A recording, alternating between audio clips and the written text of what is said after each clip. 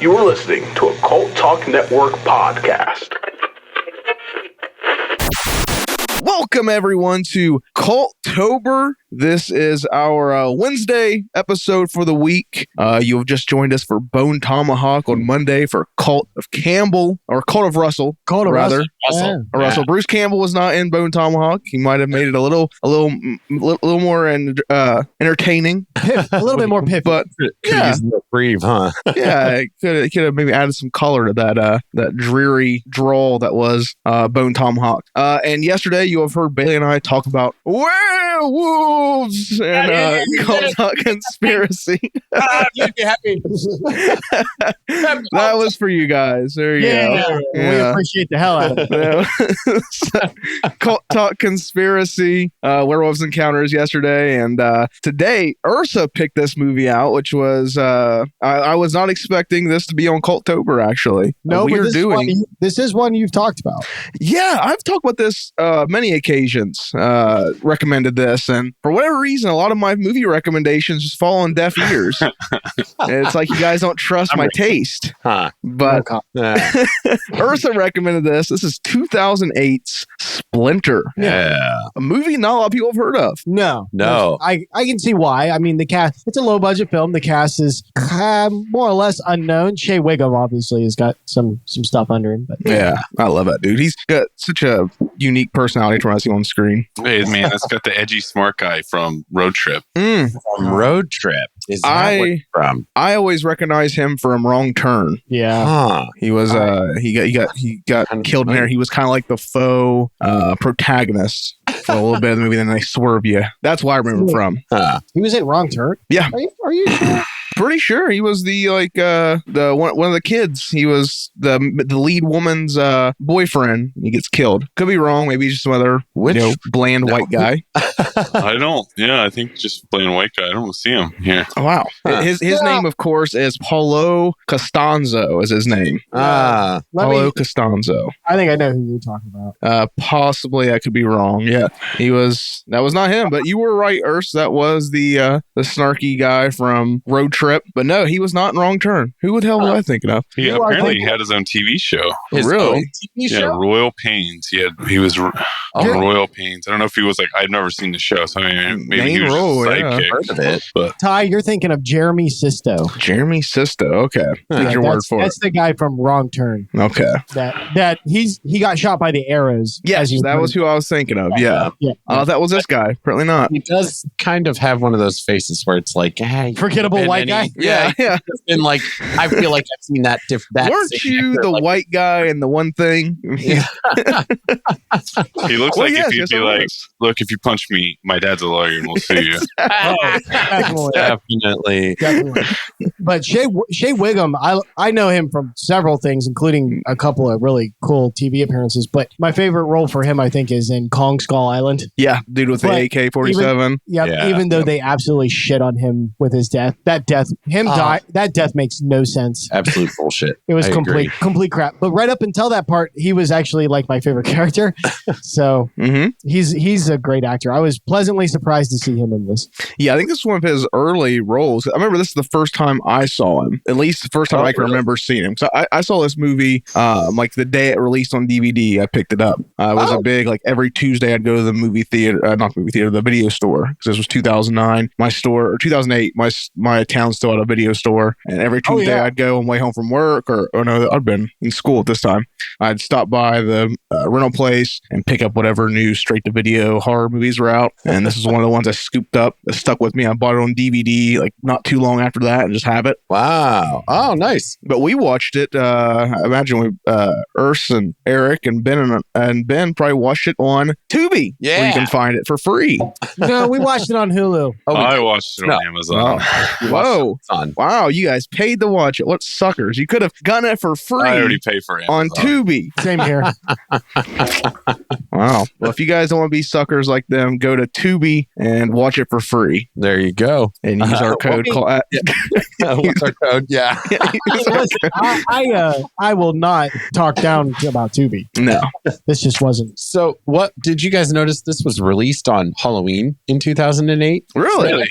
I missed that. Yeah, I just Wikipedia. You know, October 31st, 2008. That's a good little Halloween release. So it really does fit well with Cultober. That's what. Yeah, big reason. What why about good choice, Urs. The woman in this movie, Jill Wagner? I do not recognize her from anything. Looking at her Wikipedia, apparently she does a bunch of Hallmark stuff now. That's not. She has one of those faces. Yeah. Oh, I definitely She see looks her. like she would be moving to a small town. And she looks like a workaholic who needs to just settle down and embrace that slow country lifestyle. She was in the Teen Wolf TV show. Okay. 20 episodes. Damn. Yeah, she was in it. Yeah, she was Kate Argent. She was a major. So actually, low key, the Teen Wolf TV show, if you like Supernatural, the Teen Wolf TV show was pretty sweet. Yeah. It got not so cool there at the end. For some reason, the second to last season and the last season should have been flip-flopped, but whatever. Oh, gotcha. Apparently she was on Punked for 6 episodes too. You remember Punked? Wow, that's a blast from the past. You just got punked. Oh, she was in Blade, the series, the TV show. Oh, no kidding. Not good. Not only is she in Hallmark movies, she has her own Hallmark movie franchise. Really? Oh my god. Yeah, she is the star of the Mystery 101 franchise, which released 4 movies total in 2019. In all in 2019, they released 4 films. Oh my! As part of the series franchise in the same franchise. What the fuck? 2020, they followed it up with in 2020 they slowed it down. Only 1 movie got released in 2020. 2021 they released 2. Okay, and there is yet to be a release in 2022 or 2023. So okay, but it's looking like they're treating it like TV, like BBC style. Oh, it's a TV show that has very short episodes that are treated like movies. Okay. I was about to fucking say, how do you heard it like that? I was gonna say we've taken a few years to get 1 movie out. They released 4 in 1 year and released them all in the same year. That is stupid. That would be stupid if it was like, hey, whatever. They must all be kind of tied together. That leads me to wonder, what does a Hallmark franchise face pay? Oh yeah, I've always wondered that. What do they get mixed? Did I don't know if you guys saw, Mike shared a link in the group chat. I'm sure it's already passed by this point. But in Tennessee, there is a Hallmark movie convention. It's a whole convention of all your favorite Hallmark movie stars, and you can meet and mingle with the other Hallmark movie fans, which I don't imagine a lot of them Did you already get buy out. your tickets? Yeah, we're Cult Talk Net's going to Hallmark Movie Con. Oh, I'm gonna get a Cradle of Filth t-shirt. That should be a fucking Hallmark movie right there. Absolutely, nothing more wholesome than a nice Hallmark movie. So and we, you know how we did the one Evil Dead episode that was like an Evil Dead version of Antiques Roadshow. Yeah, this would be like the equivalent, only it would be a fucking Hallmark convention. It's such a terrible idea. So I'm looking here at the cast list, and we named off our 3. Jill Wagner, who is of course big star over at Hallmark. Paul Costanzo, who is might be that white guy from that One Thing You Remember. Right. Shea Wiggum, who of course does amazing work every time.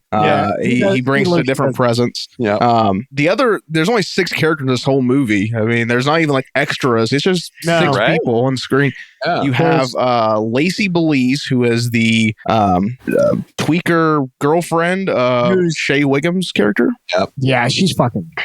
Yeah. Then there's Sheriff Terry Frankel. Oh yeah, the retard. Who we meet later in the film. And the only other name I see here listed, playing Blake Sherman Jr., who is the gas station attendant, is a man by the name of Charles Baker. He actually has a link on Wikipedia, and looks like he plays Skinny Pete in the Breaking Bad franchise. Oh, I thought he looked familiar. Yep. Oh, no kidding. I didn't catch him at all, although I think somebody did say something about him being a little meth head looking. They did. Yeah. He did 15 episodes on Breaking Bad, and also appeared in the Netflix movie, the El Camino film. Oh, no kidding. He also plays in The Blacklist for 3 episodes, Murder in the First, and the Lethal Weapon TV series. He has an episode in there. So yeah, he's like a TV guy. Yeah. Another movie called You Can't Win that is like, it's TBA when it To be announced. Yeah. So yeah, he's a working actor. That's good. Yeah, he gets work. So yeah. Yeah. These guys are making a pretty steady living off it. Like, I never feel bad for an actor who's got a good living in TV. Like, consistency there. I'm glad his recovery is going well for him. I don't know, man. Sometimes, like this Jill Wagner, you have to, and I mean, God bless her, she's not one of those people, but you have to wonder if some of those people that are stuck in like Hallmark franchises, if they're just like, this is not what I sucked at casting. I think it would be like basically like everything else. You know what I mean? Yeah, like when you start like your career path or a job, whatever, and you're like, all right, I want to do this, this, and this, but then you get to a certain point, you're like, God, I just want to fucking make some money and go home and not have to worry about, because picking up movies and stuff has got to be stressful. I bet it's nice and easy. It probably is a lot. It probably feels like work. You know what I mean? It's something you're doing for the money. You go in there and you probably go to a nice little town and eat some good food and meet some nice people for a week or two. Yeah, but when you're acting, and especially for women, this is less so for men, but not by much. There's a window at which, even if you're in the lower tiers, you can always bust out and maybe get that one opportunity. But once you reach a certain age, you're kind of fucked. Yeah.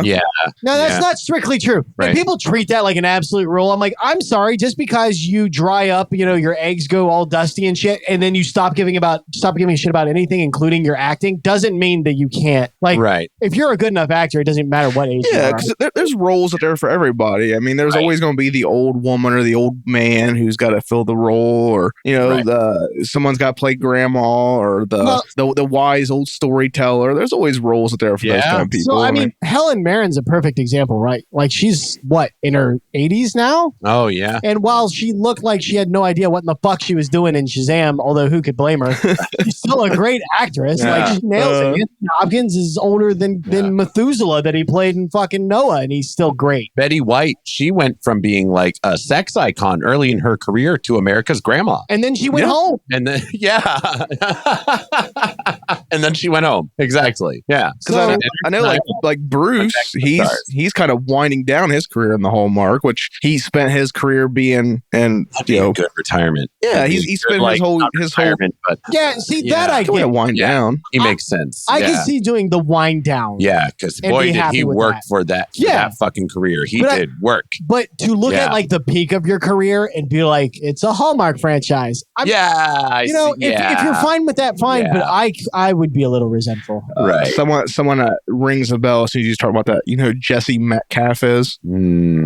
Sounds familiar. Vaguely. He was in I remember him when I was in high school. He kind of started to get role. I remember seeing him when I was younger, not like that much younger, but as around that age, I'd see him in Desperate Housewives. My grandma watched that all the time, and then he started to get these little roles in bigger movies, and he just kind of one of those. He's just a very bland looking guy, and he kind of passes for attractive if you cast him in the right movie. But now he's in so pretty. Yeah, now he just does Hallmark movies. That's all he does. I remember him being in the movie for Dead Rising, the video game. Oh yeah. He was in the straight to video or straight to Xbox Live movie they did or whatever it was. I never bothered. I never watched it. I didn't even know it existed. Yeah, I remember it was when I was young enough to still think any zombie movie that came out had a chance of being good. So I'd watch it. I thought, it's got IP behind it. It's got to be good, right? Right. No. Oh yeah, totally. No. Yeah. Now, what about the director of this movie, Toby Wilkins? I took a peek at him earlier. It doesn't not a look lot, no. much. And A bunch of short films. Yeah. Then he did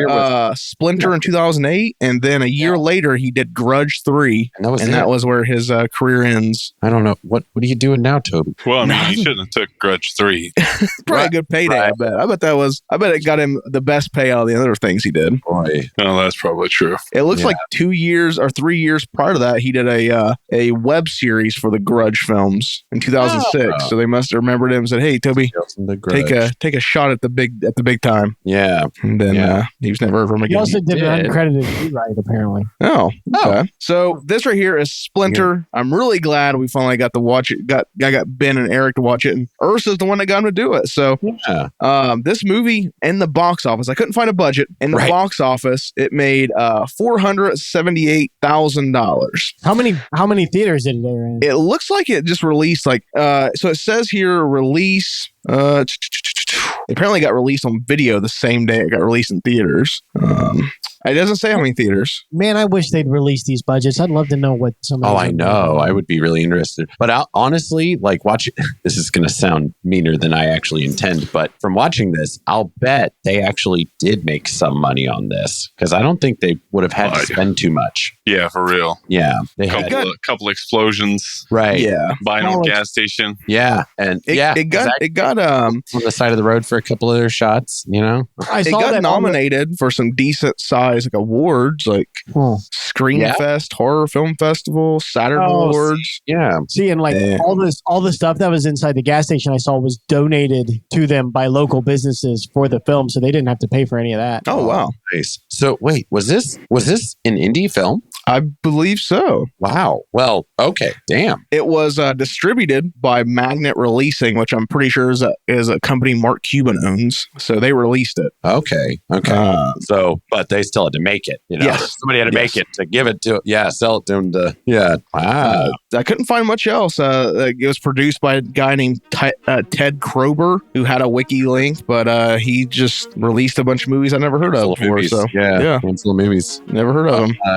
He's got something upcoming, so he's still doing stuff. Still giving money out. Yeah, he's still giving money out the movies. Money out. Yeah. But let's go ahead and let's go ahead and talk about Splinter, because I'm really interested to hear what Ben and Eric think of this movie. Seeing as they haven't seen it, and I'm really interested to hear what Urs says because Urs picked this, which surprised me. But let's go ahead and let's talk about this Wednesday edition of Cultober, Splinter.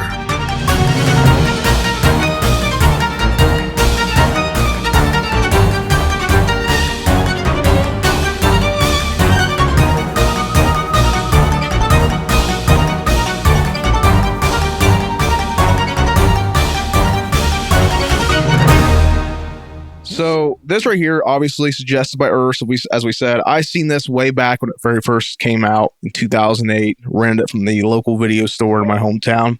Loved it, fell in love with it, bought it on DVD. I've had it ever since. I've shown this to my partner Evan on a couple occasions. Anytime I get someone to sit down and watch a movie with me, I'll usually put on Splinter because it's one of those movies that, you know, I like showing people bad movies, but it's fun every now and then to show people a movie that they might like. And sometimes I do that with Splinter because people usually are like, "Oh no, Ty's gonna show me another shitty monster movie." They're like, "That was actually pretty good." Urs, when's the first time you watched it? You're the one that suggested it. Honestly, this might surprise you. Today. Really? Whoa, that's a surprise. Dun, dun, dun.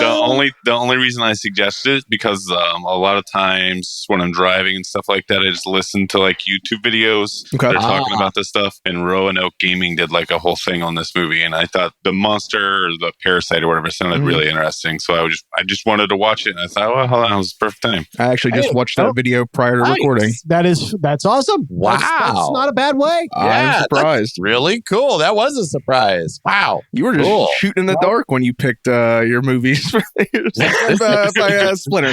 This is all just happy coincidence. You probably watched it the day we had our meeting to set movies. And I watched it long before that. I just always thought it was. I thought the monster was in it. To me, that's like one of the scariest type of like a monster that you could have is like something that would be like parasitic or along those lines. All right.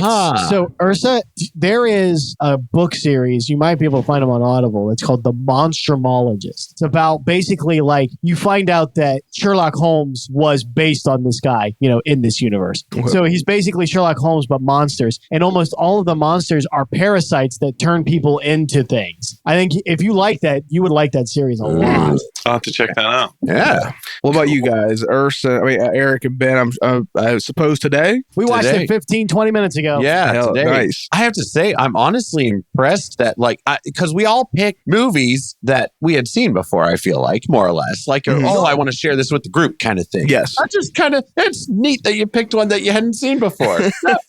How bold. Yeah. Well, yeah. I mean, I don't know if you've ever watched any like Roanoke stuff, but I mean, it's basically like watching you basically the movie. watch the movie. Okay, Yeah. you get a pretty thorough breakdown. Yeah, Yeah. it's better than we do. Yeah, he gives a whoa, wow.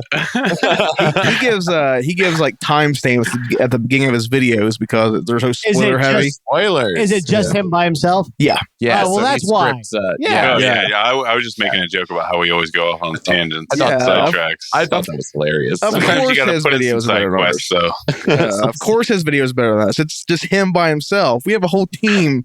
Ours are going to suffer a little bit because Speaking of side quests, Ursa, can you imagine then if we decided to cover The Mandalorian, it would basically be a side quest show about the show of side quests? Like side quest Inception. Oh my God. We'd never actually get to the goddamn plot. It's like one of those Russian dolls you unpack and you find out there's no doll in the middle. It's like, where's the plot? There isn't one. It's all side quests. speaking of Russian The whole dolls, time. Anyway, Splinter, yeah. This 2008 monster flick. I looked up, apparently this right here, one of the big allures to this movie was the script itself. The director, he said he got the script and it was basically a classic siege movie which he was drawn to. Okay. But the monster in the original script was just a generic monster comes out of the woods and attacks people. Yeah. Oh yeah. Okay. And he apparently had been discussing with a friend the idea of these parasites that grow out of people rather than growing inside of them. Okay. And that's where he kind of got the idea. And one of the things they wanted to do was to set themselves apart from movies like The Thing and various other ripoffs of The Thing was to the creature would have no I guess it would have an ignorance of how the human body actually works. Right. It would just force it into working however it needed to. Yeah, it's just flailing and it's ripping, tendons are ripping and arms are flailing around because it has it's a simple parasite. It's not necessarily intelligent. Right. It just has a meat suit that it's using to get the prey. It doesn't even know how to function the body to properly walk. Right. It just does. And Which you see that a lot. Which makes it much more realistic. Mm-hmm. Yeah. Really jerky movements. They got they did a good job getting that across too, really. Yeah. Apparently they employed there was a team of choreographers, gymnasts, mimes, and various stunt people that were all brought together to play the creature at certain points. Boy, it would have been fantastic to be able to see any of that. No shit. That would have been great. That'll be my one gripe about this movie when we get talking about it. God. Yeah. I think they were hiding maybe some flaws. I think that's exactly what it was. But they overshot. Definitely. Yeah. They way overshot. Way overshot. Yeah, it was almost like it felt like a found footage movie sometimes. But they had the answer to that right there. Like, it seeps black ooze. Cover the fucking thing in black ooze. And just let us see it. It'll look horrifying that way with the shapes that they were like showing us and everything. And the way it you moved. can also combine that with spurts of red blood because it's breaking the body itself. Yeah. Yep. So it could have just been a mess and it would have looked, it would have been cheap, like fucking corn syrup people. Oh God. Anyway. Yeah. Anyway, we'll get there. Yeah. Let's go. We'll get there. Our movie opens up in Oklahoma, the rural sections of Oklahoma. And we get our very first, what's that? Shot on location. Yes, it does take place in Oklahoma. It was shot in Oklahoma. And we get our very first kill pretty right off the bat. Like it's only maybe a minute or two in and we get our first kill. Yeah. Where we meet our sleepy gas station attendant who Blake Sherman Jr. Good they gave him a whole name because they did. He made him feel like an important character. Well, and the it's funny, the gas station's name was Sherman, wasn't it? Oh, Yep. So he was just a hardworking independent businessman. No, he's the son of the hardworking independent. That's what I would say. Yeah, I'll bet you because he's junior. That automatically implies. Yeah, we all know that juniors don't actually build anything.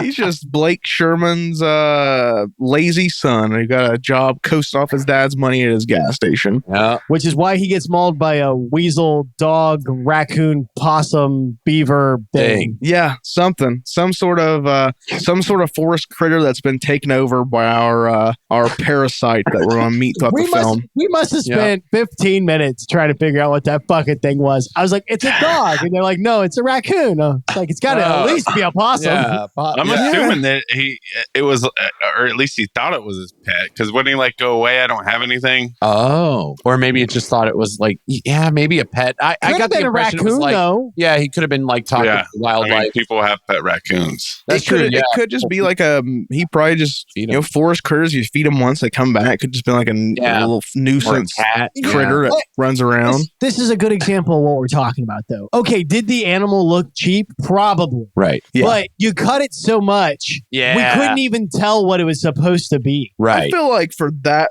first kill, it would have been fine to do that with it because it's the first kill, the first glimpse of a whatever this thing is. Probably best to maybe play the Jaws route and not show your monster right off the bat. It wouldn't have bugged me. It's not that important to plot this thing killing it. Yeah. If it would have developed further, yes, fine. yes. But this is a reoccurring problem. Yeah, I agree with that because like I said, I think it's completely forgivable. The first kill is to be a quick, flashy, fast-paced little thing just to kind of get you hooked into the movie. But eventually, you got to show your full with some confidence. You got to show your card at some point. Yep. Yeah, when Jaws ate somebody, you got to watch the jaws clamp around the person. And watch the blood go flying. There was no doubt what was happening. Eventually got to look that thing in the eye while it was taken down. There were certain times in this movie where attacks were happening, and I couldn't tell you what the fuck was going on. Yeah. The geography gets all messed up. There's one in particular. The geography, the trauma geography, for lack of a better term, in this is nonsensical. Yeah. But there's one part, and I'll wait till we get there, that had all of us just sitting up going, how in the fuck did that happen? Yeah. We'll get there. Yeah. Oh man, I can't wait to get there now. So after that happens, poor Blake Sherman Jr. meets his end, sadly. Yeah. What will the Sherman family do with their gas station moving forward? They're not going to have to worry about it. They don't have to worry about it for long. Short-lived worry. Insurance will take care of all this here shortly. We are introduced to our young couple, our protagonists for this film. Oh my God. Seth Belzer and Polly Watt, which that's a stupid fucking name. Polly Watt. Polly Watt. Yeah, Polly Watt.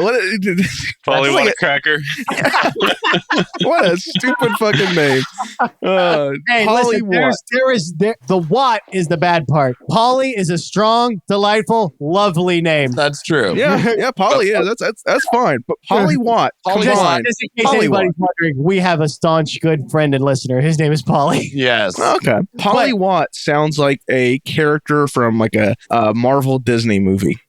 Or a Pokemon. And I'll just tell you what, from the get-go, these two characters, the fact that they're in a relationship is the least believable thing in this entire movie. Seriously. Absolutely. Especially when it comes to the Seth, because like, what does he bring to the table? I can't. Money. Money. Oh, what'd you say? It's gotta be it. Oh, Yeah. I was telling people, I said, by the end of this, I need to know that he either has a 2-ton wallet or a 9-inch dick. One of these things needs to happen for this to make sense to me. It must have been awkward after all the events in this film for Polly to break up with him a week later. I know. Like, how bad? So this is their jumping a little bit on you, Ty, just a little. They're here for their anniversary. They're out camping for their anniversary. Yeah. Like, how shit is it for this guy that he finally gets to cash in his V card, and this is what fucking happens? Well, we all know this guy has not been laid before this. I bet this is like their like week anniversary. I know. He got all amped. He's like, holy shit, she's still with me. It's Sunday. We gotta go celebrate. He's like, thank God my dick is so raw from this zipper. Yeah.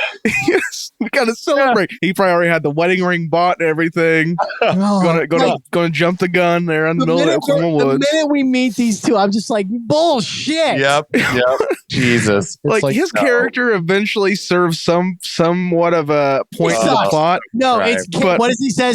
CDS can't do shit. Can't do Oh, shit. that's perfect because every time he gets directed to do something, I can't do that. And then and then when he finally has an idea, he can't do it. Yeah, The two times he has an idea, he can't pull it off. Oh my God, you're right. I like it when they finally get to the gas station here later and they have to stop and Dennis asking him, he's like, "You can pump gas, can't you?" Because at that point, it's a valid point. It's not even it's a valid question to ask. He throws him a dirty look. I was like, that is a reasonable question. And you fucking act like it Yeah. is. Did he even end up pumping the gas? Does anyone remember if he I did? think he fumbled around with it until something happened to distract everyone. He couldn't even do that. He even asked the question that all the audience wants to know. He's like, is this even the right hole? We're like, that's what we're fucking wondering. Yeah.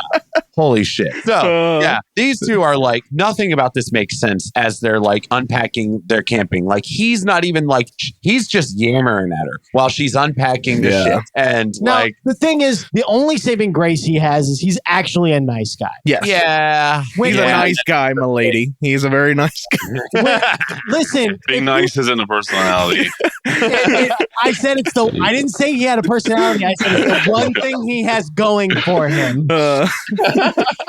So, like, a lot of really big weenie people, like, they would have gotten mad at the tent. Although how he broke that motherfucker, I'll never know. I maintain he did that shit on purpose. Yeah, he was like, oh shit, I want to stay out here. And he's like, don't worry, the motel will be just as shit as camping would have been. Like, okay. He probably didn't buy it. He's like, sex under the stars. She's like, she's gonna kill me out here. That's what he says. This is a cult thing. She's lured me out here for a sacrifice. Yeah. In the way this makes sense. I had to say she saves what little of their like chemistry there is by like laughing at him occasionally. The fact that he's so dorky. Her laugh actually, like that actually seems like a genuine reaction to his bullshit that makes me cringe. But it's maybe like, it's some sort of laughing at it. Maybe it's some sort of empowerment thing. No, she's like, finally. I'll tell you what it is. The reason why we're cringing is because we're men, we're guys, and we're watching this dude, and we're like, oh man, don't fucking be like that. Yeah. Fucking Christ, what are you doing? Yeah. And then the convict is like the opposite of him. Right. Oh yeah. Yes. Who would you be side here? with him so much more. Yeah, because they as we said, Seth and Polly are out camping, are going to camp for the anniversary. Things go awry. They decide to throw in the towel, and they are going to go back to town to stay in a hotel. But their plans, unfortunately, don't go as laid out because they are carjacked. Yeah. By Lee, what's his name again? Shea Wiggum, who plays Dennis Farrell. Dennis Farrell. He's a state sounds like a convict. convict's name. Yeah. Well, Farrell. I mean, Farrell. Farrell is just the name of people that should be shunned from society altogether. Will Ferrell, Colin Farrell, all the Farrells. Colin Farrell did good in Batman. All the Farrells. He did do good at Batman. God damn it, he did do good as Penguin. Yeah. But let me ask you guys something. Would you stop for that chick on the side of the road? Because she looked like a fucking vampire. Yeah, it should have been like, I could have seen it working the other way around. You know, if Polly, if that character was out on the road, that would be like the hook. But like for him to just shove his tweaker girlfriend out. Yeah. Like she should have been laying in the road or something. Yeah. Right. Like looked like she was. Yeah, that's a good, because otherwise someone who looks like that waving at me like all frumpled and pale and wild eyed. I'm like, nope, I'll call the police for you. Yeah, I'll tell them where you are. Not only am I not stopping, but I'm like, I'm pulling the Chevy Chase. Yeah. Roll him up. Yeah, roll them up. I'll have the sheriff come check on you. Now, doesn't Seth? He's not wanting to stop. Like he dismisses the whole thing. Yeah, going. Yeah, but Polly being the hero, proactive one. Yeah, the proactive one. She has to. Proactive people wouldn't have stopped. I know, but that's her one character trait. I know, but that's the weenie should have been driving, but then again, he can't drive. He can't fucking drive. No, he can't drive stick because he's the not proactive one. Yes, he probably went for the PhD, so he didn't have to get a job. They're that classic odd couple. Yeah, she's probably with him. She's probably got some kind of like medical condition she's with him for. Like, no, because I need to stay with him for a couple weeks. Very clear. It is a biology. It is not medical. Okay. Maybe I could see him being a doctor and her being like, I really need to get this fucking stuff looked at. She was with him the whole time when he's getting his PhD. Like, that's right. I'm getting my free medical care. And then when he finally gets it, he's like, that's right. PhD in mold. mold, baby. And then she's like, God damn it. You're kind of funny. You're a fun guy. Yeah, Whatever. Whatever. Fun guy. Hey. I already moved in. Yeah. It'd be a whole thing. I hate moving. Yeah. Yeah, I do too. That's why I decided to. He's already got the one drawer. Yeah. These fucking socks are taking up my area. I might as well marry this prick. I do have to say he grew on me as the movie went a little bit. That makes sense. He's an expert in mold. Yeah, there we go. But yeah, I watched that Roanoke Gaming video that Urs was mentioning. One of the things the guy talks about is how pathetic Seth is, but how disturbing it is as the movie goes along. You become a realist with yourself. You start to relate more and more to him as it goes on. Yes! I don't relate to that dumb motherfucker at all. I don't at all. Yeah. I can do things. I'm making it through this fucking movie. Oh wait, he survives. Shit. Yeah, he does survive. Which blows my mind. I was calling it in that first scene we were introduced to him. I'm like, he's gonna die. He's gonna get an exposition dump. The minute he opens that door, and you know the scene I'm talking about. I'm like, you deserve death. Yeah. When I first saw it, I thought for sure it was gonna be one of those movies where the couples are kind of divided. The tweaker girl dies, he dies, and it's the strong guy and the strong girl left. And that's what I thought. Right. Yep. I thought he was going to do an exposition dump and then be killed. Yeah. Yes. Yep. But as he's a biologist, it's like, oh, okay, they need him to give us information. Right. The minute he said it's in biology, me and Eric and Jeff was watching with us. We all just went, okay. Now why you're here makes sense. Yeah. Yes. Well, I mean, he also stopped it from blowing up the fucking gas station. I mean, that's true. But you're right. Stopped them from sacrificing themselves to kill the creatures. Yeah. Well, from the way it sounds, this creature is not isolated to one spot as we find here. But Dennis Farrell and his girlfriend Lacey, they commandeer the vehicle. They make Seth and Polly part of their getaway. As we said, Dennis some sort of escaped convict. And as they're going down the road, they get a flat tire and they get out. And this is kind of where we get another look at the creature. The reason it gets its name. The movie is called Splinter. They find this just animal that's on the middle of the road, and it's got these quills poking up through it. It's just been mutilated. It's been ran over many a times, looks like. But somehow it's fucking flattened like a pancake. It's just everywhere. It's still moving. Yep. And that goes in with what the director was talking about in that thing I read earlier about it having ignorance as to how anything works. It doesn't understand how these biological vehicles work. It's just using these muscles and tendons to move as it needs. Yeah, it's just like I can contract this and move that, and it causes motion. Right. Yes, that's all it's trying to do. We find out later that it has some sort of like heat sensing capability, and that's how it hunts its prey. So it's just targeting heat and moving toward it any way it can. Yeah. Which makes sense for it being a fungus, because I believe, don't quote me on this, not like I'm an expert on goddamn mushroom, but there's like, if you go into like a place where there's like a field of mushrooms that's grown, like really large patches, they'll actually shift their movement towards heat.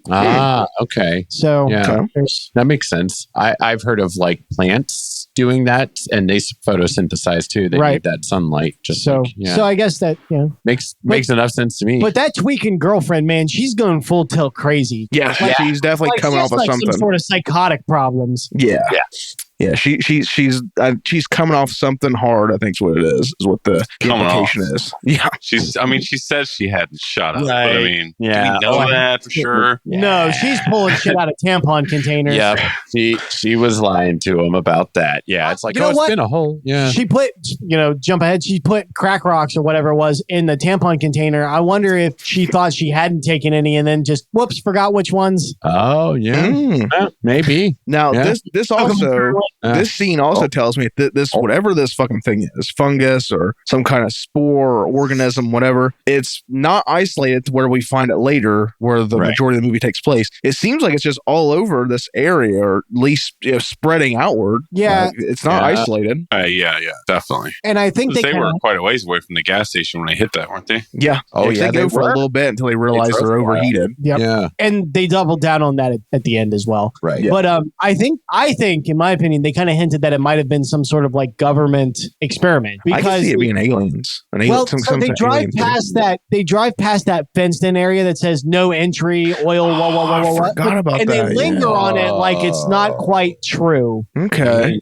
Interesting. Okay. So that's why I was talking about, like, I always wonder if it's really something hidden because they lingered on that sign for apparently no reason. Right. Mm. So I just wonder if they were kind of hinting that maybe that was some sort of testing facility That could be it. that For it, something, or maybe Or if just it was like oil, it could have been something dredged up from it, some kind of organism Yeah, like from dredged. the underground. right, Yeah. or something they were trying to keep quarantined out there. Nice. Yeah, And there's again, it kind definitely of has an something. oily look to it too. Mhm. It does. Oh, you're Really right. cool effects they do with It that does. here later on too. Ooh. Yeah. There's another creepy book that's called The Black that deals with a monster that's basically made out of oil. It's I think I've fucking- seen that. I It attacks- haven't listened to it, but it's on my Audible list. So it attacks an oil rig, and I'll tell Yeah, you that's what, it is fucking brutal. I'm gonna check it I would out. recommend it. I can't believe I haven't gone into the other ones. It's an intense book. I'm It's gonna check rough. it It's out. rough. I Yeah, have it's like worth- 4 Audible credits right now, so I keep just I'm listening to stuff that's way too long. I think so. The Black is a good one. Okay. I would recommend it. Okay. Now this takes us. The car is damaged. This thing didn't only flatten a tire; it also infected Dennis. Correct? Yes, stabbed. Well, he infected himself. He stabbed. Oh, he changing pricked the his tire. finger on the tire. Yeah. We're just on a tire, and we also opened find his out that it also punctured the radiator. Yeah, Yeah. it completely fucked up the other side of that. Yeah. So these spines are like no joke. Yeah, No. they're- Given it, it's attracted to heat. It was attacking the car when they hit it, right? Oh, I that must have think been it. so. It was probably Yeah. going for the car. You're probably right. Because You're later just that's like- how they deduce its capabilities later. Yeah. I'll bet you're right. It was probably going for that car to begin with. The bad thing is this thing is just fucking stupid, and it would still just destroy us. Yeah. Yeah. Yeah. oh, Yeah, I know. Well, it's You're one of right. those things. It's just spreads so easily. That's the main thing about it. It's fire is your only Recourse. like, yeah, because Yeah. this thing, there's no organs to target. There's no like amount of body damage that this thing's really going to register. Yeah. yeah. It seems to just grow on anything. It doesn't really. It's not like it just goes for organic materials. We see it growing on the tire. We see it growing on. Well, so if you look carefully, this is one thing they did do well is like where it sprouts on the tire is where biological material has landed on the tire first. Okay. So, The goo. so it Yeah, seems the as goo long from as it the- has the goo to sprout from, it can seemingly sprout infinite from there, And but it keep has to growing have from that. but it has to have the goo to start with. Yeah, it needs that. So it has to come from a biological source, but That's a once good point. planted on something, it can sprout. Okay. Yeah. So the car's overheating. They get to the gas station, the Sherman family gas station, and no one seems to be around. They're waiting for a gas station attendant. They need to pump the car up. This is where Dennis asks Seth the very obvious question of, "Do you know how to pump gas?" Because it's something you really should ask this guy. I don't know what the fuck he knows how to do. Where was this shot again? Oklahoma. Oklahoma. Yep. But say there are some states where you're not allowed to pump gas unless you're certified. Really? Oh yeah, that's Yeah. right. Yeah, that is. I I forgot don't know about if that. it's still a thing, but back then it was definitely a No, thing. I think I read because that was a big thing when COVID came around. Yeah, you remember Oregon when they changed the law and everybody made the Oregon Trail memes about you Yeah. died pumping your own gas. Oh my God. That's great. I don't know if Dennis really cared too much No, I about highly what the doubt. law I highly says. doubt that. That was just making it. I was just leading up Yeah. to that joke about people not being able to pump their own gas. That's great. I would. So if he would have said, "Yeah, I know how to pump gas," I'd have been like, "Well, you're still not doing it." I wouldn't have trusted him. He Sure? didn't. Yeah. Ended up not knowing how to pump gas, didn't he? Yeah, it Right. seemed like he didn't because he didn't pump gas. He just kind of fucked around until something happened to distract people from it. Yeah, I really don't think he ended up putting I any don't gas fuck in with- because while they were doing that, then what's her name? Lacey, yeah, she goes to go to the restroom, Yeah, and there she finds poor Blake Sherman Jr., Yeah. who's been totally just fucking taken over by the organism, and he's even telling her like to kill him. He's like, "Kill me." yeah. That's when you realized it's like, oh, this is real fucked up. Like, That's always 'cause I kinda horrific when they put that in movies. When there's like something Yeah. get infected and they do the whole kill me thing. It's a good way to Yeah. drive home how fucking brutal it is. Yeah, because it's not even like you're a zombie and you've like you don't have like brain function anymore. or Right. whatever, you You're know? fully aware of what's happening to you. Yeah, and if you That's feel us. that much with these things and being consumed, yeah. Ugh.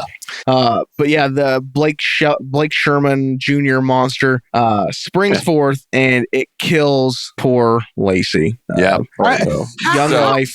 How did it kill her? Because like we thought it smashed her head off the pipe, but then her body's all tore up too. Did it just like full on body check her? Yeah, I think it did. I think it fucking like slung her. Like she got all fucked. Like it like threw her against that pole. I think's what it did. Broke her neck and shit. Must have.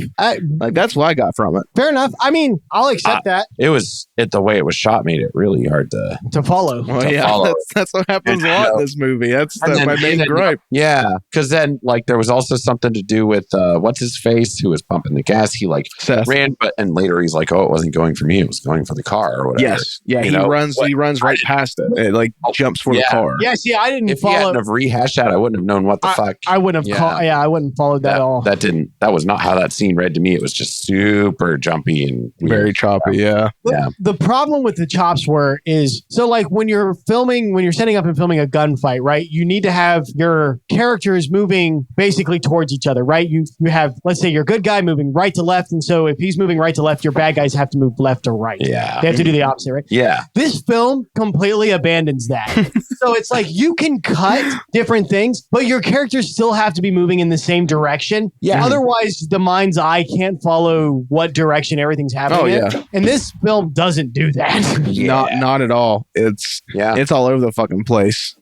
Cameras constantly whipping around, things flashing by. And cameras shaking and panning, doing all kinds of shit. And it's like, I kind of looked at that and I was like, is this a stylistic choice? But that's kind of what makes me wonder if they were just trying to be way too artsy with their cinematography, and it's just.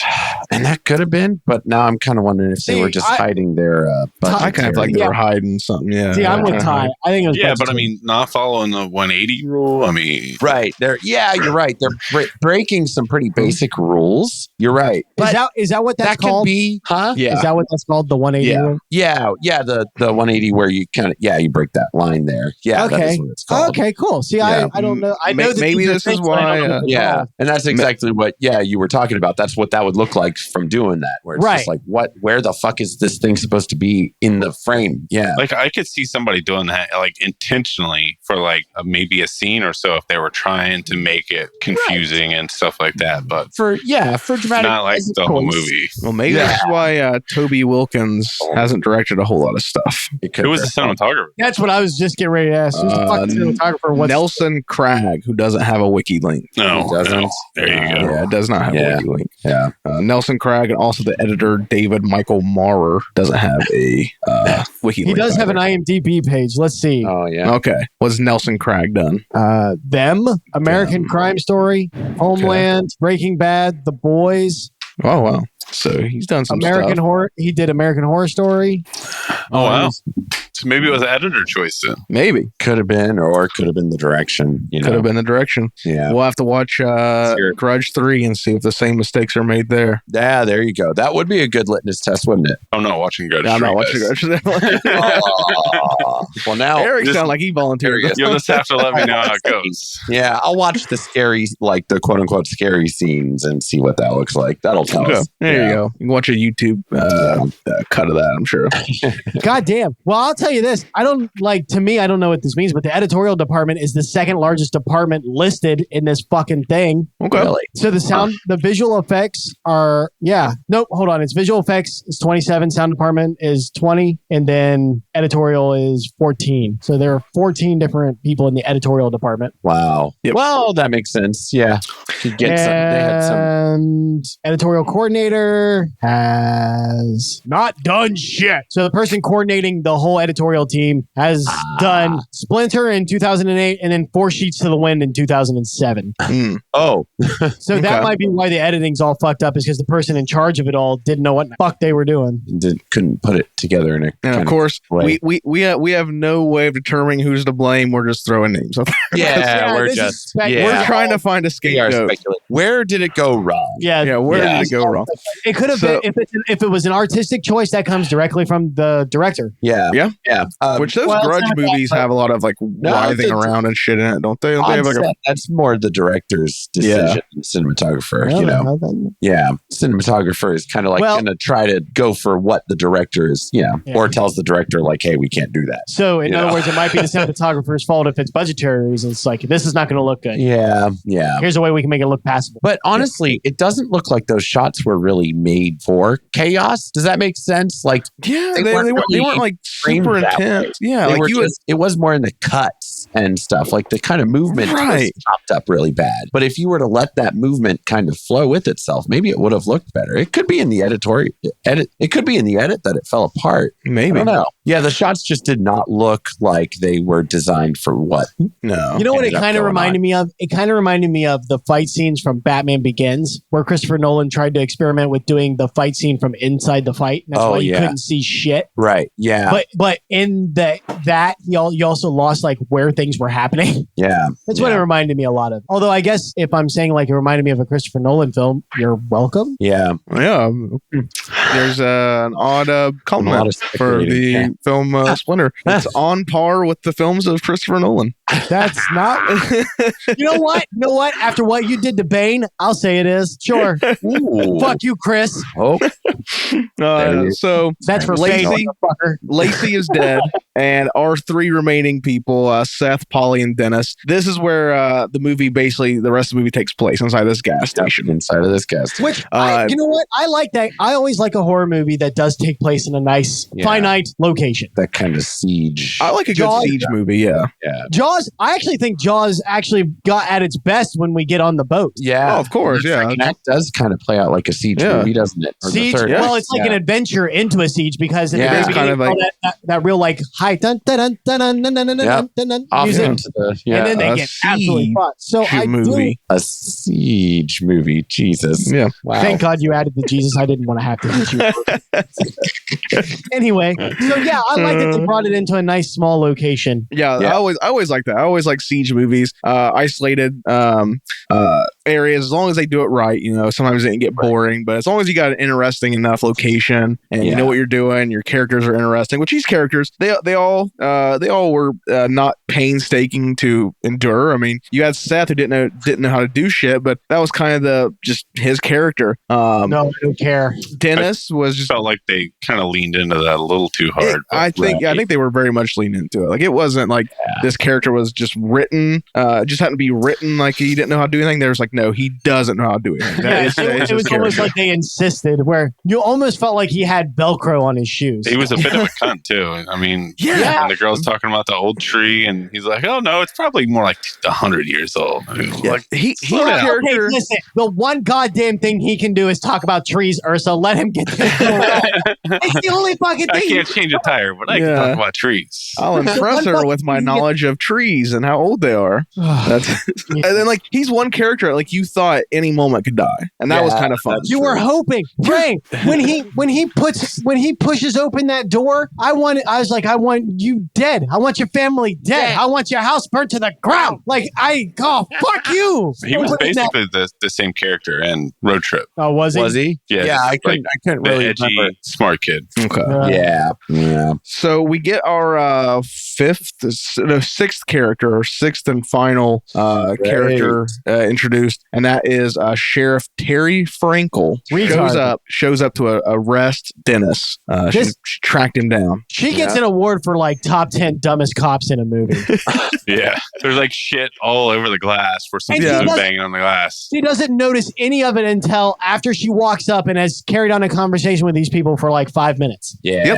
And oh boy, like that scene really, like, because they kept saying, like, how fast does it, it'll get you in like 3 seconds. And she had so long. Yeah, apparently Oh, yeah, not. she was hanging out, yelling, screaming, not hiding anywhere. She just out in the open yelling. I mean, the hostage. So, like, how dumb do you have to be? The armed criminal with hostages is telling you to get back in your car. The hostages are screaming at you to get back in your car. Even if you don't take into what they're saying into account at all, Yeah. you're gonna do the request because you're not wanting to put the hostages at risk. Right. But she's like, "No, you're not going anywhere. I'm keeping eyes on you." Where are they going to go? Yeah. Listen, yeah. it's a big forest. Yeah. Maybe they have a classic case of Stockholm syndrome. Yeah, they got it in 15 minutes. Yeah, he's just so goddamn charming. Hey, Shea Wiggum's a good actor. He's very charming. And then Weren't they even yelling that there's something out there? You're not safe.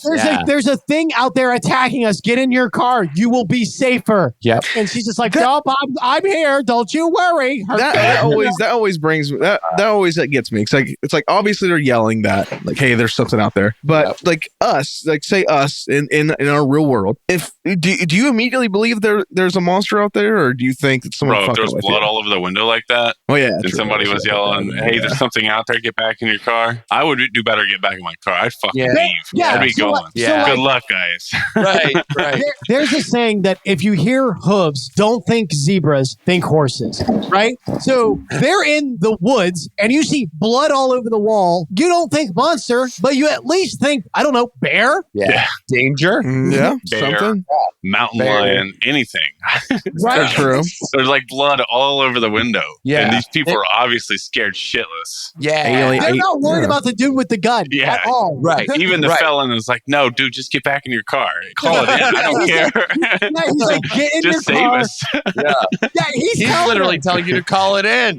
Call it in, bring everybody. Yeah, but get back in your car. Yeah, no, you're right. That's just absolutely everything about that. Nothing about that scene made sense. No. And But you know what? Yeah. That's what happens when you give a woman a gun. Just complete bullshit. Just nonsense from the start.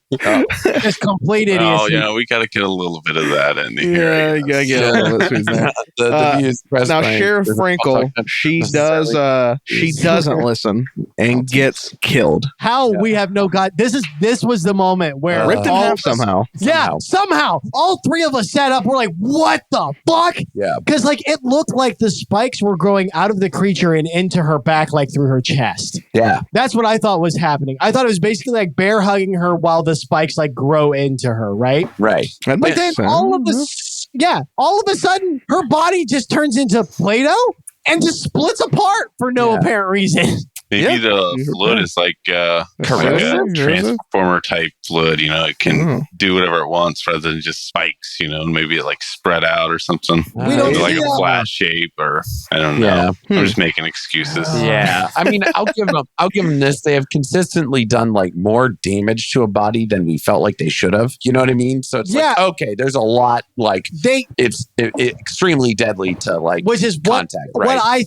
That's what I think points to it being a budget problem. Yeah. I think they knew what they wanted it to do. They just couldn't show it doing it. Yeah. Now, one of the things we talked about I don't know if we talked about earlier, the hand, was it that happen at this point? Which one and what happened to it? The first one was the first one. cop. The first one's the one is the one that like is always associated with this movie. The thing from Adam's Family looking hand that's standing, looking around at him and shit in the middle of the gas station.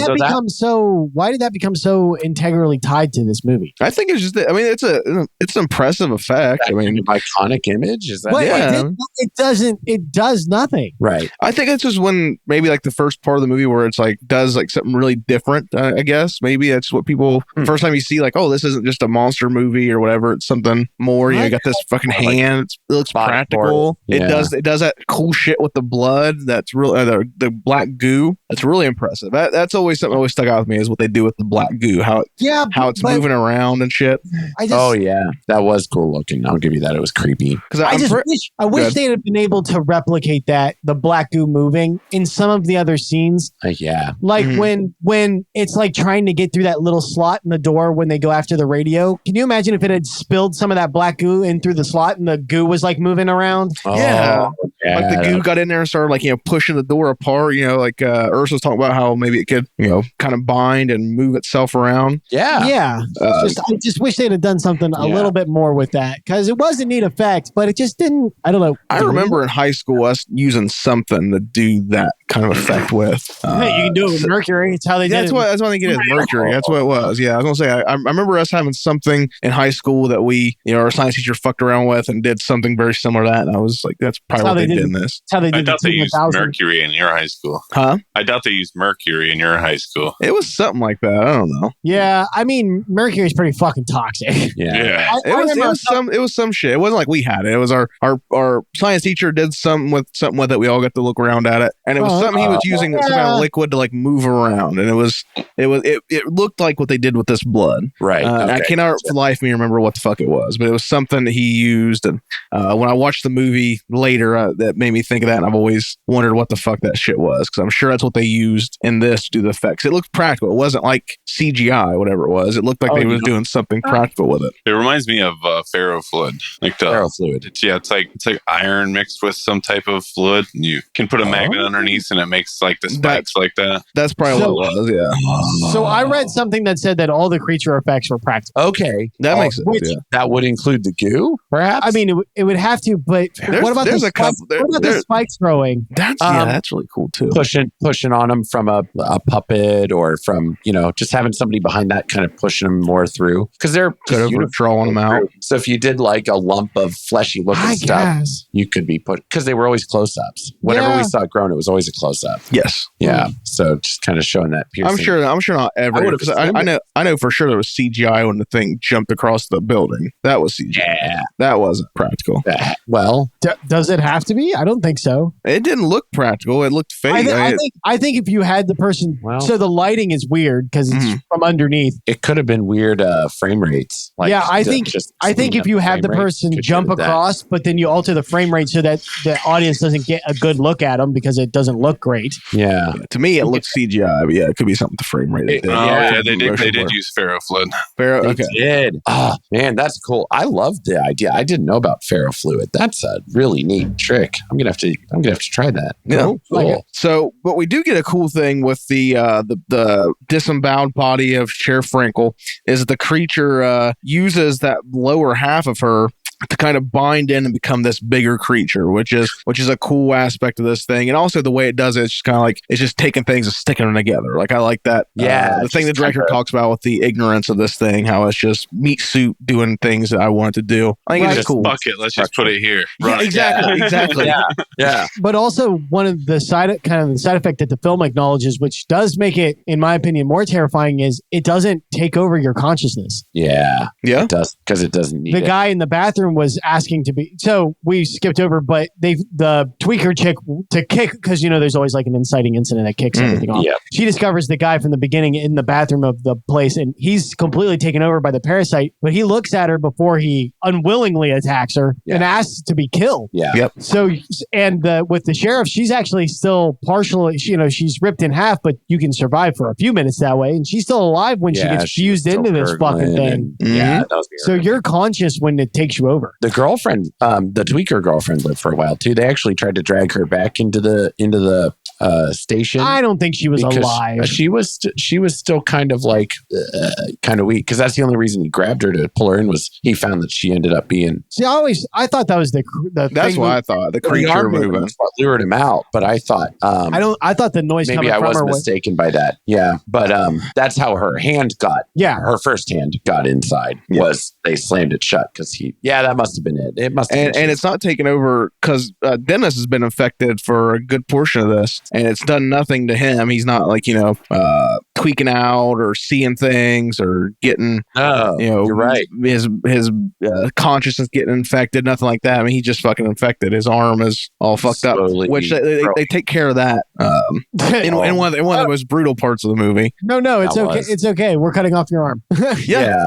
They tell him like, hey, this thing's going to infect you and it's going to take your whole body. If I was him, I'd cut off my arm too. Fuck that noise. I think he was trying to cut off his arm and then he passed out, I think. Yes. Yeah, because of it was twisting and breaking his arm. That shit would fucking hurt. Yeah, right. That's what. Yeah. And then just the thought of cutting off my arm with a box cutter would be like, I'd probably pass out too. And everybody's worked at a retail store with those motherfuckers. It's not like you change those blades every day where it's like razor sharp. And they're not like strong either. You know what I mean? It's like a little bit of a twist when you're cutting it and it's going to snap.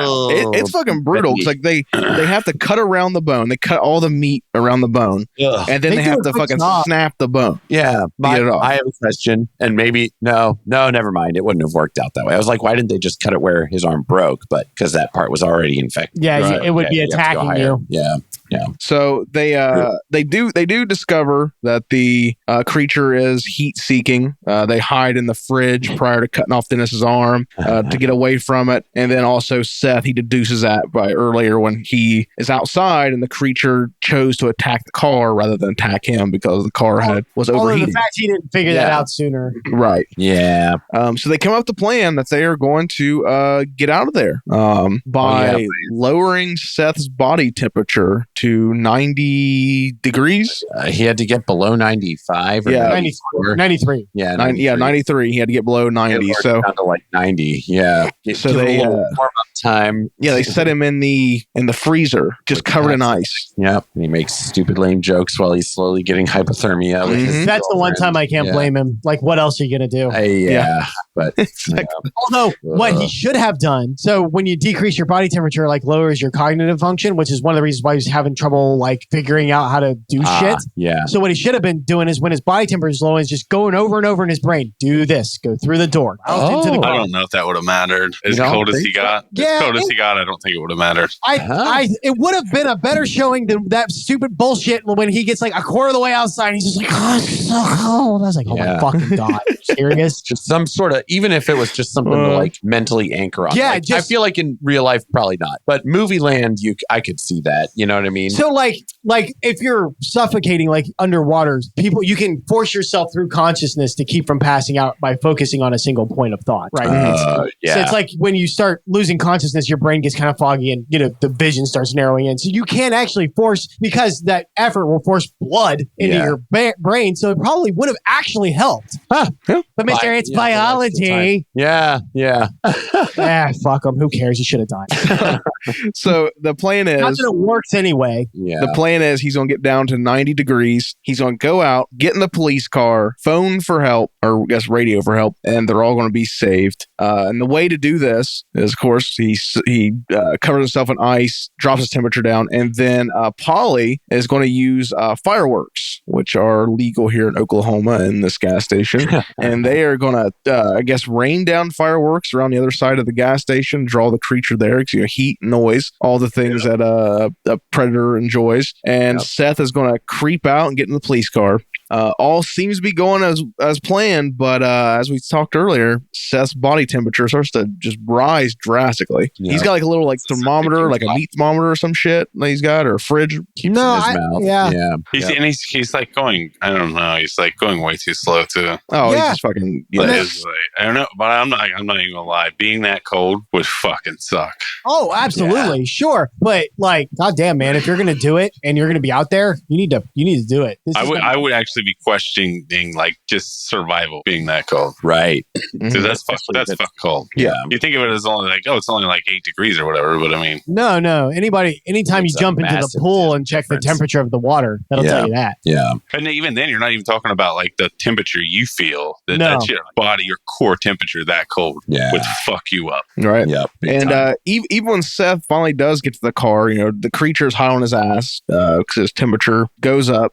He finds out that unless they have the keys to the police car, there's pretty much nothing you can do. You have to turn the car on, I guess, to get the radio to work. Is what is how it works. I don't know anything about that. I don't know if that's how it is, but So those old cars, you probably have to at least engage the battery. yes, have some power going to it. I guess there is no input power at that point. Modern ones, no. But Oklahoma County. What happened to the cops' radio that was on her person? What happened there? Oh, I think it got broke, didn't it? Like when it ripped her in half, and it like yeah. The cord No, came out. Well, I remember them trying to like fish it out. Yeah, Right. it gets unplugged and then they never think to go back Yeah. after it and replug it back in. Yeah, Oh. because they were going to try to fish it off of a. Well, that's just a shoulder mic thing. You can still use the regular fucking radio.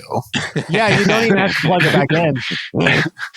But when he's out there, he finds this out. The creature busts into the gas station. It finally makes its way in because everyone's all distracted with everything else. And the creature gets in to the gas station where it finds Dennis and Polly, who they hide in the freezer. But unfortunately, they're basically trapped there in the freezer. And then the fireworks light the gas station on fire.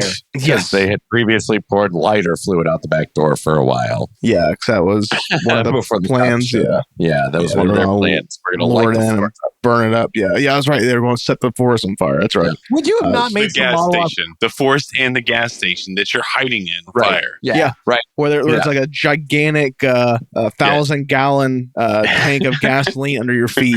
And a forest fire, which are known for being easily to control, you know? Mhm. Oh, yeah. Totally. But wouldn't you have made Molotov cocktails? Because with all that lighter fluid, you could have lit one, threw it onto the pavement. When the creature ran out to the fire, you could have then light the second one and toss it on the creature. Oh, and burned it up. Oh, that's a good Yeah, idea. that's Yeah. There was good. all that fucking alcohol in there. You're so Alcohol, right. they had lighter fluid, got big chunks of it that they were just using. That's true. Just like so much flammable shit there. You're right. They could have just, well, I for the bottles, like for, the glass for the bottles. Molotovs. Yeah, getting the glass in there. Man, Well, that I would've mean, been- you could have just opened the bottle, unscrewed the lid, and thrown the. You don't need the fire and the fuel to be in the same delivery system necessarily. If you have two people, yeah. Well, it's good to know that we'd survived this kind of movie. Yep. You know, I feel like we could have put together some plans, some pretty good plans. Yeah. why ain't lighting the gas Better station than on lighting fire? a gas station I on don't know. fire.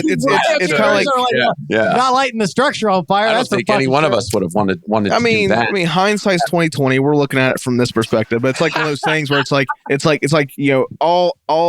every plan goes out the window as soon as you get punched in the face. You know, everyone has like this Well, idea of how they're going to win a fight, then they get punched in the face on at the window. Yeah, they were barricaded in with time to plan. I don't know. I mean, your brain. I imagine your brain's kind of fucked. 'Cause there's this thing that you know should not exist that's existing in front of you. Like that's got to fuck with you. I mean, definitely, but I mean, critical thinking's still a thing. We all know But we're in the middle of the fire forest on And- a fucking gas station. Let's learn to Yeah. light the forest on fire. And True. also, that goes out the window when you're doing critical thinking in the style of, oh, this thing is clearly a mold because it's doing this, and absorbing blood. Like yeah, they're showing that they aren't in survival panic mode. They're They're rational. actually rationalizing. at Yeah, this they're point. using Yeah. Well, I science to analyze their enemy. Yeah. He's the one that convinced him not to catch the forest on fire. So Right. Yeah. But that should Oh, yeah, but that's that true. intelligence should translate into other ways. Like, I'll tell you right fucking now, everybody in that gas station, once they've made parlay and it's no longer a hostage situation, they're going to go, what do we have to kill this thing with? That is everybody's first reaction is, what weapons do we have and how do I get my hands on it? Yeah. Yep. Nobody wants to be caught that shit unarmed. Now, Seth grows some balls. He finds the shotgun, which he had a key for, or some way to get it out. He found the shotgun in the just police car. Hold on a lot. I don't know. Yeah, 'cause aren't those things locked up? They have like a I lock thought it on would them. have been locked. And for some reason, the creature was there. Well, so I will say this. What could have happened is she could have unlocked it because she knew she was looking for an escaped felon with I see. possible hostages. Yeah. So she could have unlocked it in preparation. Yeah. I see. Yeah. Seth comes in with the shotgun, saves the day, kinda. He at least lets Polly and Dennis escape. It's because he went out there that the thing got in. Exactly. Because what's his face felon had to go out and save him from the thing because of his plan. All they got out of that shit was the shotgun. So he better fucking come back into the store that thing got into with the shotgun. There's no other reason that thing wasn't gonna come in. You know, it had every opportunity to at least try to break its way in. Yeah, and it just wasn't doing it. They could have hid in that cooler all night. Yep. And they'd been fine. And then he shoots the gas pump, right, and blows up the creature. Yeah. That's how it shoots kinda, part of it. right. Yep. And the creature dies, or supposedly, but Right. Dennis, unfortunately, still infected. Yeah. And he decides he's gonna, he knows what's going to happen if he's still alive. Yeah. So he's gonna let himself die. He's gonna let Dennis or Seth and Polly kill him. And he stands by some propane. He blows it. He does it yeah, he's himself. just laying there. Oh, he does it. Yeah, he does it. They He leave lights him with the shotgun. Yeah, Dickless He Wonder just- can't even do that properly. Yep. He Yeah. can't He would do have it. fucked it up somehow. Won't That's do it. probably Yeah. Dennis knew better. He's like, I better handle this. Yeah, Yeah. yeah. You end up blowing my dick off or something, and then leave me here. What's going to happen? He's just go. You'll infect sorry, all- I'm out of bullets now. Yeah, it's like, he shoots like 4 times. Like, sorry, man. I don't understand why Polly didn't do it. That's something that I think she would have done. Yeah, it's kind of her heroine just kind of coming in after her and Dennis kind of bonded a little bit. Like they had that Other than stuff in the Well, she didn't cut his arm off either. She's surprisingly absent from the violence. That's true. That's true. You're right. She is. Well, she's no biologist. Once things start getting like she is. We all know how actiony those fucking biologists. Right. Yeah. So. Yeah. Great. That's the new cult talk thing. Well, I mean, they're great, but they're no biologists. Exactly. Yeah. Yes. So Dennis shoots the propane tank, blows himself up. And that seems to be it. So Seth and Polly, all they have to do is just wander off and find civilization. But little do they know, in the woods, there's more of those fucking little critters that are affected by this fucking thing. Growing out everything. Yeah, it's fucking everywhere. They're doomed. Now he does leave them with a key to like a bank vault thing. Out of fucking nowhere. Like we're supposed to give a shit about. Well, apparently he killed somebody, so it's he talks about it in the freezer, and when him and Polly are talking, he tells her about what got him in jail. Come on, he's the only guy that ended up getting some characterization. But like, does anybody believe he'd be delivering this speech after having his arm hacked off with a box cutter and then broke off with a fucking concrete? He tells her to, hey, give this to the wife of the guy I killed. But it's kind of like, what the fuck does this mean? I don't know. Who's this guy? I don't know. I know. Am I supposed to look up who this is? She's just going to get a receiving stolen property charge, or right? That's what happens. They get found. They get found. They tell all their. They get found. They tell their story. They're like, can we leave now? This fucking CP collection. Yeah. Like this what happened. They tell them, they're like, can we leave now? They're like, well, we would, but we found this key, and unfortunately. We're gonna have to take that. Yeah, we're gonna take you guys in again. Now you're under arrest. You're under arrest. Guess who's conspirators now? Yeah. And that was 2008's Splinter, a surprising addition to Cultober this year. And in true fashion, we come in at just about the length of the movie itself. Yep. And let's go ahead. Let's talk about the 2008 Splinter. Let's go ahead and let's get into our next segment. I'm not sure how to transition from this one. There's no puns here. I'm sure a biologist could have done it better.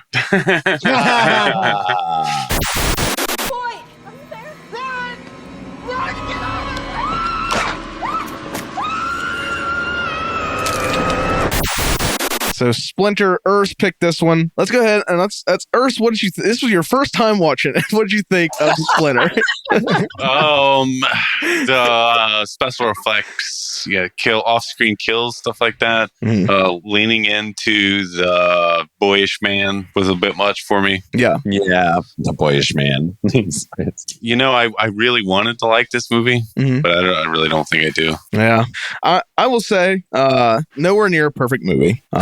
I like it for what it is, for being this like out of nowhere, low budget monster movie. I've seen a lot worse, and I actually like this movie. It's not like one of my all time favorites, but it's always one I can throw in front of someone, and they'll usually at least have a good time watching it because it has the cool monster effects, and it's pretty tight. It doesn't it's not a bunch of dragging boring shit. I mean it's one of those movies that gets rolling pretty early, and it keeps a pretty consistent pace. You know what? I'll give you that. It was never boring. No, I definitely feel like its budget was definitely what held it back. I think if it had more budget, it would have been a way better movie. Not even a whole lot more. It didn't need a whole lot more. Honestly, though, with what they had, I'll bet they could have, if they would have just like shown it less and done more with what they showed. I think they could have. I think that kind of would have balanced out pretty well. Yeah, the old Jaws effect. Yeah, and I don't mean like show less by shaking it the fuck around and stuff like that. Like right. Just like obscurity in the frame. Like we don't see what they're struggling against because it's framed out,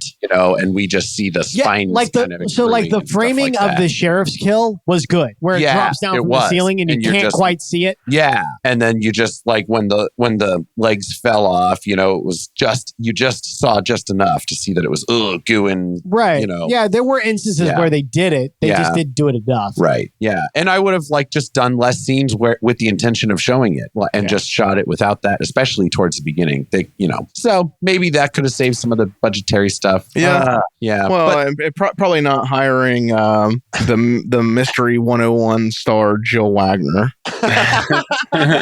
Well, I guess she would have been cheap at that point. She wasn't a franchise player. Yeah, yet. this was 2008, so this was early in a lot of their careers. I thought the premise was great. I thought the monster was really cool. Yeah, oh yeah. That's The what I monster's liked about it. fantastic. That's what interested me towards it when I listened to the video. Yeah. What you Ben? What do you think about it? So like if we were gonna rate this thing, I'd give it like a 3, a solid 3, like middle of the road. The highs are high. I really like the premise. The people locked inside the gas station is cool. I like that sort of small, especially in monster movies. There's a few others I can think of. Feast obviously comes to mind. Mhm. There's another one called Creature. I think it has a mom and her daughter that are in a car together. Monster. There it is. Yeah. Oh, that was a little on the nose for me for them being allegory for like domestic abuse and stuff. But they're stuck in a car on a highway in the rain under siege by a monster. Yeah. And that was done well for the most part. So I like that setting. The cast was good. I don't think anybody sucked in their performance per se. Yeah, no, I'll agree with that. The acting was really strong. That's a great point. The characters were dumb as fuck though. Yeah. Holy shit. And usually you have like a smart character and a dumb character. The problem is you would have dumb characters make smart decisions, smart characters make dumb decisions. And like saying that, you would think that like, well, yeah, humans make smart decisions and they make bad decisions. They make good decisions.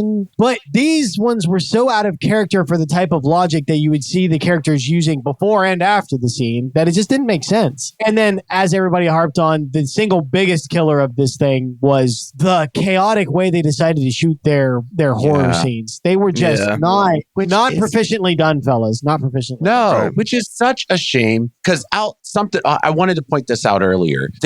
Something that was in there was they kept showing these moths and bugs by lights. Mm-hmm. And I was like, why the fuck are we doing this? It was like to give us clues about the way that it's attracted the heat before they revealed it. Like a moth. And I was like, oh, that's so, they're putting thought into this damn thing. Mm-hmm. Why are they shooting it like that? Like the scene Ben talked about with the fence that shows the sign, like it just kind of shows it as like, here's your little clue. We didn't need it. We didn't need anyone to come by and say, oh, this government experiment got escaped. You just kinda, you can think maybe that's what it is. Like clearly the writers and or director were really thinking about this stuff, you know? Yeah, that's a great point. All of this tells me, so like you combine all these really good aspects of writing, right, with these really dumbass characters. and what this tells me is that we had some good writers here, probably. Yeah. But they spent, and I'm hesitant to say that you can do this in a monster film, but they spent more time thinking about their monster than they did the characters. Yeah. And unfortunately, you can't do that because the horror comes from what happens to the characters. Yeah. And when they're all dumbasses, If I don't care about them, then it's not. Right. I'm not going to be able to relate. And it's going to be less horrific. And I'll argue that you can do a movie where you root for the monster to win. Sure. But if you're going to go that route, you have to be able to show your monster a lot. Yeah. Right. To gain that empathy. You're right. Yeah. As long as we can get emotionally invested in something about this, you know. Right. You don't really get that from this. Yeah. So I think these guys could have done, I almost wonder if this wasn't a project that they were doing to prove something for a different purpose. Like this movie was a vehicle for something else. Right. Yeah. Look what I can do with at this level. At a creature with this concept. Yeah. Well, it got him, whatchamacallit? Nowhere. Got him nowhere. Yeah, basically. Yeah. Now, luckily, this is Cultober, so Ben, we are rating this movie on a scale of 5. Ben, you've already what do you rate 3? What out of 5? 3 out of 5 biologists, because there's always a better biologist. Fuck you! You gave it to me first. Goddamn right, I'm claiming the biologist. I did. Everybody knew whoever was going first was claiming the biologist. I'm gonna give it. I'll give it 3 as well. I'm gonna give it 3.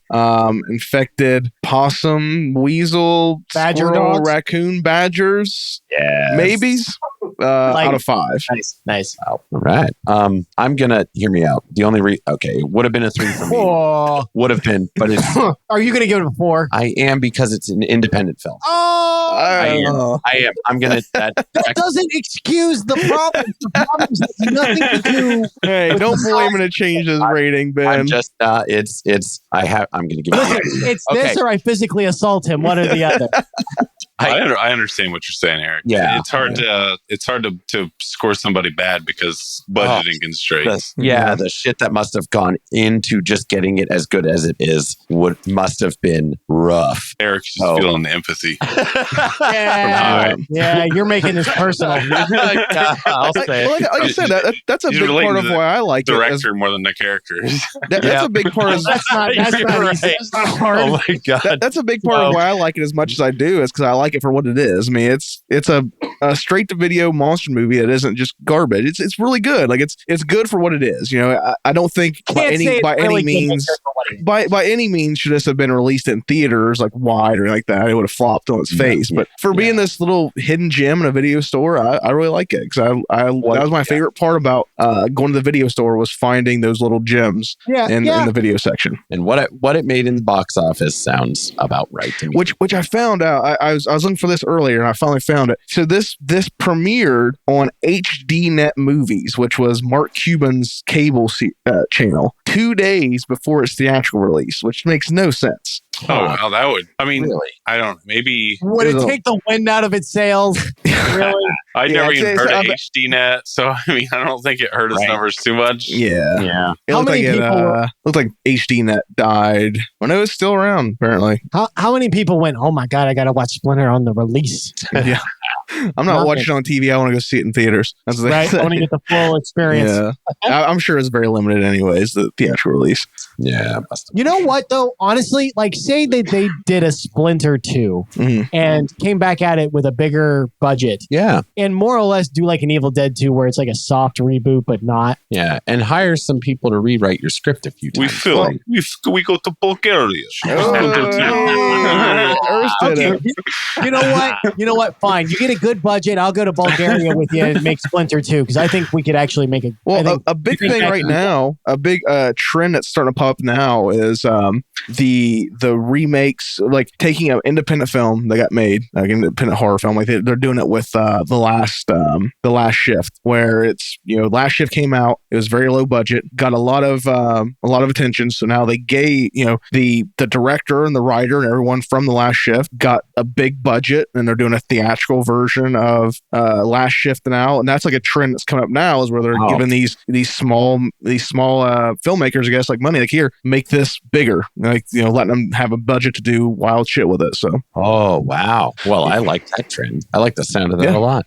Cool. but a lot of times I think it might go back, though. I'm just saying. Well, it's old enough. Sure, it's old enough that we could do it as a reboot. I mean, hell, they're rebooting Moana, and it's way younger. Yeah, way younger. They're rebooting Moana. Well, Live they're not action. really. They're Oh live my action. fucking god! Already. It's getting like really rude how fast it's happening. Is there It's like they don't care what we think. Who are they going to get to play Maui? The Rock. Rock. The Rock. He announced- Yeah. Does anybody not think he's going to look like an absolute goddamn idiot dancing around in that hair? Yeah, because I mean, the Maui is supposed to be like kind of like a thick boy, you know. He's not supposed to be a muscular guy. He's like you know, Like, He thick was dude. built like a brick. You put Dwayne Johnson in a fat suit. God damn it, I want to see it. That's going to look he did that so in, fucking stupid. You know what? He did If they're that willing in- to do that, I'll actually watch the fucking movie. Oh, I won't. Fuck that shit. If they put The Rock in a fat suit, not CGI. That's not how that works. Yeah. That's not how like Disney the rolls. whole. Oh yeah, the whale. Oof. like a real. Yeah. So- Hey, Urs, what are you rating Splinter? Oh yeah. After We forgot what we're here for. listening to Eric's argument, Oh yes. I will give it 3 out of 5 idle hands. Oh, nice. That's a good one. That's a good one. Oh, that's really good. Damn. Nice. What'd you give it out of, Eric? Was it 4 or what out of? Yeah, it was four out of 5. Yeah, it was a shameful 4. 4 out of 5. 100-year-old trees. Nice. There we go. Year-old tree. That was a good one. That was a deep. Man, so Splinter ranked pretty middle of the road, high middle of the road kind of thing. Not bad. Like I said, for what it is, it's not by any means a terrible movie. If you want a cheap, low budget monster movies, there's worse ones you can find. Trust me. Yes. But it's pretty good it for what it is. Yeah. I would watch this over Thanksgiving, Whatever. whatever. Any Werewolves of the Third Reich. Oh, Both those are pretty bad. That's something that exists? Yeah, we watched it once. It's pretty bad. I have it on DVD somewhere if you guys You want to got check it it on out. DVD? What you buy it on DVD for? Well, we were looking for the movie because what was it? That guy messaged us when we did the trailer reaction. Yeah, we had a YouTube channel back in the day where, and like the guy, we did a reaction to the trailer, and the guy who like was part of the movie like reached out and was like, "Hey, you guys should review the whole movie." And then we did, God. And then we were like, "Man, that was fucking awful." And then like, we absolutely shit on this movie. But it was bad. Like they tried to do like the whole how we talked about last time, how like the whole like the Tarantinoing. Yeah, they tried doing Glorious Bastards. They were very much inspired by Quentin Tarantino. I mean, they did one of the characters whistled the same whistle. They had the bar scene. They tried. The bar scene. Yeah, wow. They tried to do his dialogue. Didn't they? But Tarantino, you did that. You watched that bar scene in Inglourious Bastards and Tarantino. You don't realize you've been sitting there for like 45 minutes watching this one fucking scene. Oh my fucking ass. Yeah. Dude, that scene, I talk to Eric about that scene all the time. I remember sitting in the theater, and my favorite character is the Nazi that kills other Nazis. So he's sitting at the table in that scene. I remember sitting in the theater, and I was so ready for that scene to end because it had me just so tense. I was just like, I want this over with. I don't care if they drop a bomb on this building. Everybody dies. I just need this scene to be over. That scene is a nerve wracker. Oh my God. The whole theater felt like it was going to fucking explode just waiting for something to happen on this motherfucker. Oh, that scene drives me. That's one of the only reasons why I don't watch that movie religiously is that scene just drives me to insanity. Ben is so tense right now. No matter how many times you watch it either, it's still like watching it for the first time. It is. Yeah. It's really good. Yeah. And tense. Oh, that It scene. builds tension really well. Oh, Yes. Yeah, but where was the Third Reich? Surprisingly, didn't pull off the same effect. Like if I were making a list of like 5 scenes from movies that I would never try to replicate in any way, shape, or form, that would be on like the top 3. Yeah. Oh my God. And then, like the werewolves didn't even look like they looked more like vampires or some shit like that than it did werewolves. Well, prosthetics and shit's expensive. Well, they had prosthetics if I remember right. Anyway, it's been a minute, but I mean, it was just terribly designed. The design was really bad. Yeah. But I always felt bad that we just fucking shit all over that movie after. I know because he reached out, man. He like reached out. So we were very like positive about the trailer. The trailer looked good. And Never apologized. And he reached out to us and was just like, "Hey, you guys should really watch the whole movie. I'm glad you liked the trailer." And then after that, he was like, "Sorry, you guys didn't watch like my movie." He reached out. He's like, "I'm sorry, you guys had a bad time watching my movie. Wish I could have done better." It was sad. Maybe he's still a listener. If you were a part of where was the Third Reich, do Did better. you delete yourself? If not, reach out. But there you have it. That was our review of Splinter as part of Cultober, our month-long celebration of all things Halloween. Our biggest, baddest Cultober yet, Cultober 3. The insane amount of content we have this month is terrifying. It's exhausting. That's for It sure. is exhausting. As we mentioned, Bone Tomahawk, Cult Talk Conspiracy Werewolves are out. This Friday is Friday the 13th. And which means we're going to be... Yeah, and how can we not be shills and do Friday the 13th on Friday the 13th during Halloween? Listen, this is not chilly. Chilly my ass. You're doing a horror movie review in October, and it happens to have a Friday the 13th on it, and you don't do Friday the 13th? You're a fucking idiot. We are I'm sure our review of that movie is we buried under 6 feet of shit of other people doing it. So yeah, but it's still fine. We're going to be part of the congregation. Yeah, it is a celebration. Yeah, Friday the 13th. And this Sunday, as we've been doing PG movies every Sunday, you can thank Mike for that one. Grab the kids, gather around for Halloween Town. You don't want to bring your children. Grab the kids. Yeah, bring your kids. Bring your kids around. I would say the subject material might be kid friendly, but definitely. The I don't think- commentary. there's nothing wrong- I don't think there's anything wrong with the way we talk about movies on here. We fucking cuss all the fucking time, Ty. Listen, It's good we're as for 'em. friendly to kids as Epstein's Island, I tell you. Whoa, hey. But there you guys have it. Splinter, Friday the 13th, Halloween Town coming up. Thank you guys for joining us. This was a long one. We talked about this more than I thought we was going to. With the longer material than we the had. We didn't. No, listen, we talked about it as long as you thought we would. There was a lot of other things. Yeah, you also got a little impromptu review of some low budget werewolf movie from the mid 2010s. That hey, Doing well. sorry if you were a part of making that film. Oh my god! But there you guys have Somebody it. loves Splinter. you. Yeah, make sure you guys follow us at Cult Talk Net. That's Instagram, Facebook, YouTube, Twitter, all the things. Because this month we have a lot of shit for you to try to keep up with, and we hope you join us for as many as you possibly can because we have a huge, great lineup here. Cult of Campbell Mondays, Cult Talk Conspiracy every Tuesday this month. We are doing Cult Talk Conspiracy episodes, and Cult of Lore will be here next Thursday, not tomorrow. Next Thursday with an episode, and Cult of Lore comes out every first and third Thursday. And make sure you check out make sure you check out youtube.com/culttalknet for the full video experience because they work really hard on those. But yeah, that was it. That was our Wednesday Cultober for this week. All right, we're getting over that hump. Yeah, We're getting over it. We're rolling toward the end of this month. Can't come Friday quick enough. the 13th. It's a coming.